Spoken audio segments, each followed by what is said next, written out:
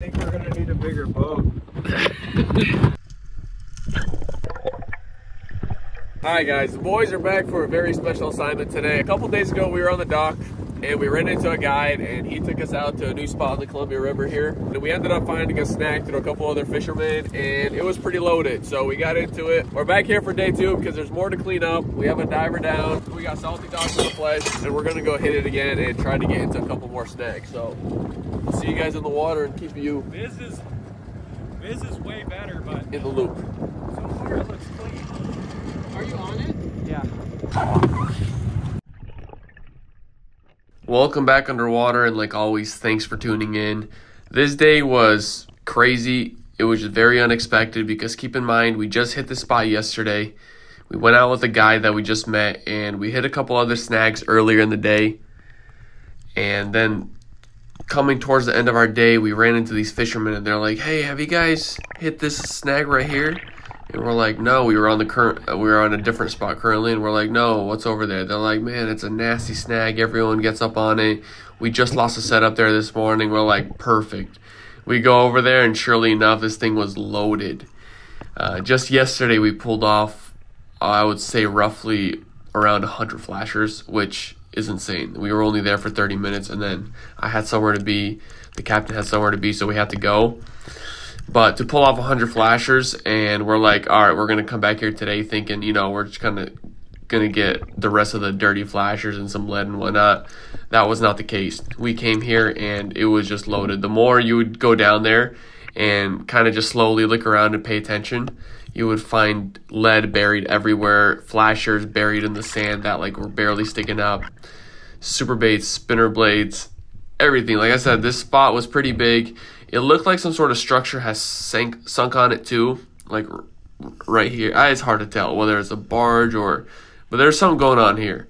And it's a very snaggy area, and it's a pretty large area too. So there's 3 of us, me, Derek, Damien, and we spent a lot of time at this spot, just carefully taking dives one at a time, 3 guys, and we clean house quick. Like usual, we're not on scuba tanks, we're free diving, so we're going up, down on a breath hold. So it takes us a little longer, but it's great for training, for spearfishing, and we just enjoy the workout. So with how loaded the spot was, I think we spent about an hour and a half here.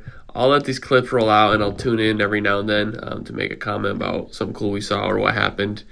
But this was cool, really unexpected, and you'll be shocked how much flashes we got at the end of it.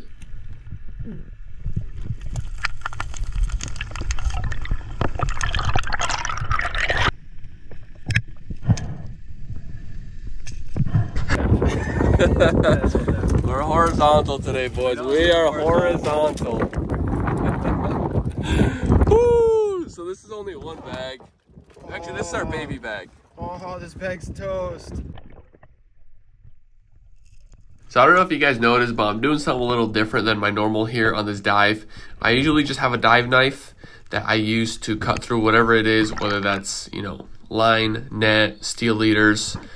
And I still have one on me. I just wasn't using it this day. I wanted to try something else because when we're down here, we're just using our breath. So trying to maximize your breath hold and using less energy down here is critical for us. So if I come across a steel leader and it's stuck and I need to cut it, I have a serrated edge on my knife and typically I have to give it a good couple rips to get through it. But I'm just using a lot of energy and decreasing my breath hold capacity underwater.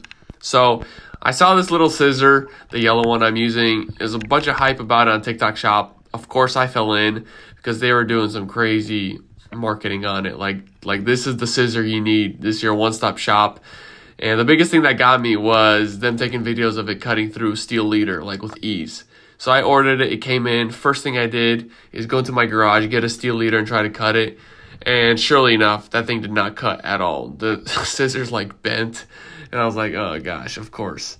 Should have known better. It's TikTok Shop. But what the boys and I have learned, the most effective method of pulling out a flasher that's stuck, especially one that's more tangled like this one, for example, is the most effective method is the grip it and rip it method. That's where you just grab the flasher, whatever it's stuck to, you get a good grip on it, you make sure there's no hooks around, and you just pull as hard as you can. Typically, everything will rip. The line these fishermen use isn't thick. Most of it's mono, and even if there's 20 lines attached to it, you'll still be able to rip it off and tear it off, especially if you just take it, swim in the other direction, and just be yanking on it on the way up. This works, I would say, about 90% of the time. The other 10%, when you really come across a complicated situation, if it's stuck in a net or whatever, or just a ton of line, you'll take your knife out, you'll slice it up, or if it's a steel leader and whatnot, and yeah, that works too. But the old grip and rip it method is what the boys have been on lately. You'll see in a lot of our videos, we don't even have our knives in our hands. We're just pulling what we can, and when we need the knife, we'll take it out. All right, so last thing, and I'm done talking. Basically, what I want to do is on these voiceovers where we're down underwater and I'm talking, I typically just talk about the dive, what we see, some things we experience, maybe something cool that happened, and that's it. And it could get pretty repetitive over time, so what I would rather start doing more of is answering specific questions you guys have, or you guys just tell me what you want to hear more of, what part of the dive you want me to focus more, what you want to hear about, and any questions. So if you ask me a question on this video, I'll note down the best questions, and in the next video or two, instead of just talking about random stuff, I'll go over those questions, talk about them, and this way it'll be a little more interesting for you guys, and I'll get to answer your questions more directly. So let me know, put down in the comments what you want to hear more of, and that's it for this one. We'll see you up in the boat pretty soon.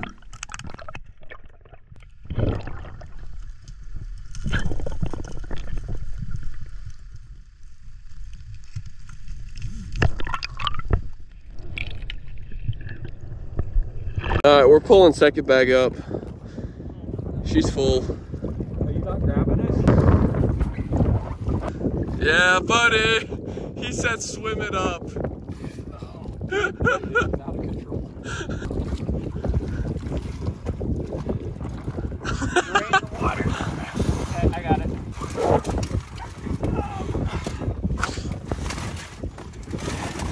Oh, there it is.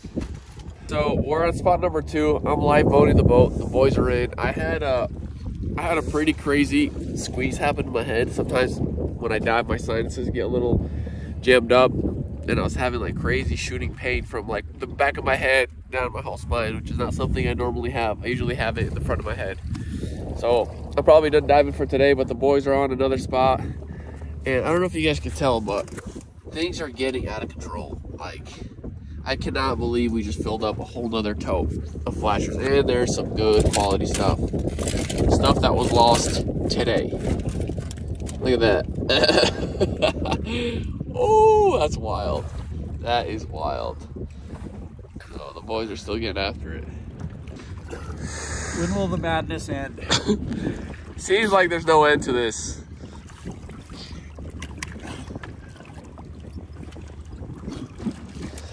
We're really running low on tote storage, boys. Really low.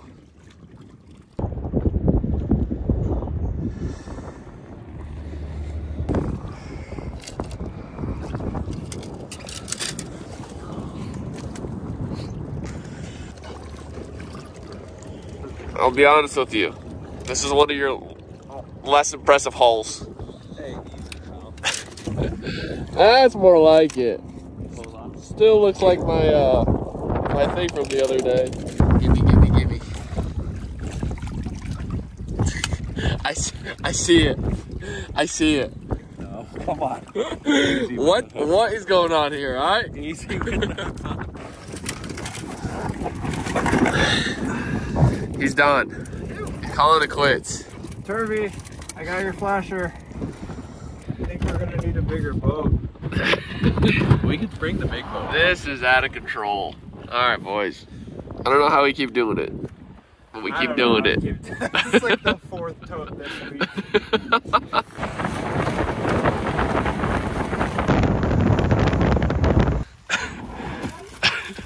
This is easily a 250-pound tote right here.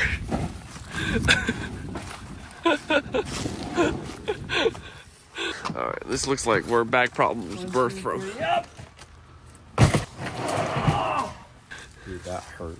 Big cuts the hand. All right, guys, we got an official weigh-in. So we counted up the flashers. Hit a quick zoom on the flashers. How much flashers do we have? 220 something. 226 flashers. If you want to say that we have a slight problem, you're accurate. Now we're going on the lead weigh-in. I'm guessing 150.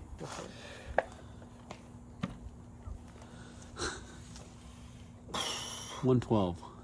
What? That's what it said. 112? Yeah. Tweaking. 50, 51, 52, 53.